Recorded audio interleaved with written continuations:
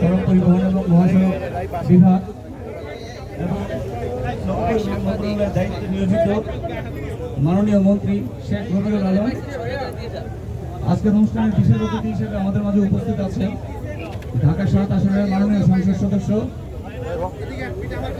জনাব হামিদুর রহমান। আজকের অনুষ্ঠানে সভাপতিত্ব করবেন ঢাকা দক্ষিণ সিটি কর্পোরেশনের মাননীয় প্রশাসক বীর মুক্তিযোদ্ধা জনাব মোহাম্মদ আব্দুল সালাম। আজকের এই ঐতিহ্যবাহী নৌকা বাইচ প্রতিযোগিতার উদ্বোধনী বক্তব্য প্রদান করার জন্য আমি প্রথমেই সবিনয় অনুরোধ জানাচ্ছি ঢাকা দক্ষিণ সিটি কর্পোরেশনের সম্মানিত প্রধান নির্বাহী কর্মকর্তা জনাব ফয়বুর রহমান স্যারকে।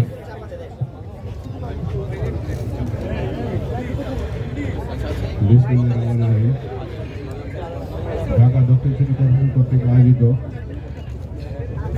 এই নৌকা বাইচের উদ্বোধনী অনুষ্ঠানের মাননীয় সভাপতি বীর মুক্তিযোদ্ধা আব্দুল সালাম স্যার, অত্র অনুষ্ঠানে আগত প্রধান অতিথি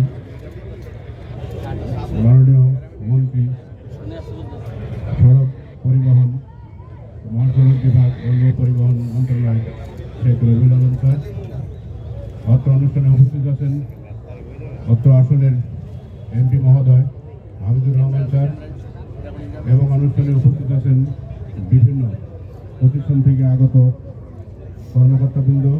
অনুষ্ঠানে উপস্থিত আছেন পর্যটনের চেয়ারম্যান কামিলুজ্জামান এবং যারা আপনারা সকলেই এসেছেন উপভোগ করতে, সকলকে আমার পক্ষ থেকে আসসালামু আলাইকুম ওয়া হুদা। আমরা জানি 4000 বিএডব্লিউডি এর চেয়ারম্যান মহোদয় এখানে এসেছেন, এটিএম আব্দুল বারির ডাইনি, সকলকে আমি অভিনন্দন জানাচ্ছি এখানে আসার জন্য। আমরা জানি যে নৌকা বাইচ প্রায় 4000 বছর আগে এই পৃথিবীতে সর্বপ্রথম মেসোপটেমিয়া এবং ইউফ্রেটিস নদীতে চালু হয়েছিল এবং মিশরের নীলনদেও চালু হয়েছিল। কালের বিবর্তনে নদী জলপথ শুকিয়ে যাওয়ার কারণে এই প্রতিযোগিতা প্রায় এই প্রজন্মের কাছ থেকে হারিয়ে গিয়েছে। আমাদের এই ঢাকা দক্ষিণ সিটি কর্পোরেশনের